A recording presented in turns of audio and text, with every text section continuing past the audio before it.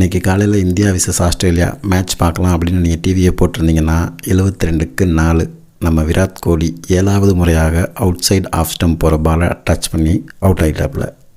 மற்ற பேட்ஸ்மேன்களும் பெருசாக run அடிக்காதனால India 185க்கு all out. இப்படி மந்தமாக போயிட்டு இருந்த மேட்ச்சில் மண்ணெண்ணெயை ஊற்றி விட்டான் இந்த சொல்லலாம் சாம் கான்ஸ்டர்ஸு. கடைசி பாலுக்கு முந்தின பால் பும்ராட்ட போய் உரசிட்டான். பயங்கரமான ஃபயர் ஆகி போயிடுச்சு. மொமெண்ட்டுன்னு பார்த்தீங்கன்னா கடைசி பால் சண்டை போட்டது சாம் கான்ஸ்டர்ஸு. ஆனால் அவுட் ஆக்கி விட்டது வந்து பார்த்திங்கன்னா உஸ்மான் கவாஜாவை தூக்கிட்டானுங்க. கவாஜாவை அவுட் எடுத்துகிட்டு நேராக போனால் பாருங்க, ஒரு ஃபயரான மூமெண்ட்டு. இதாண்டா சினிமா, இதாண்டா இன்டர்வல் பிளாக்கு, இதாண்டா டெஸ்ட் கிரிக்கெட்டு, இதாண்டா அக்ரெஷன் அப்படின்ற மாதிரி பும்ரா, பிரசித் கிருஷ்ணா, நிதிஷ் ரெட்டி, கோலி அப்படின்னு எல்லாருமே வந்து கான்ஸ்டர்ஸை சுற்று போட்டானுங்க. ஆனால் இதே ஃபயரோட வந்து நாளைக்கு காலையில் அந்த பயலை அவுட் எடுக்கணும், சிங்கிள் டிஜிட்டில் எடுக்கணும். அப்படி மட்டும் எடுத்துட்டாங்க அப்படின்னா இந்த ஆஸ்திரேலியாக்காரங்க வாய் அடைச்சிடலாம். அதுபோக மற்ற எல்லாரையுமே அவுட் ஆகணும்.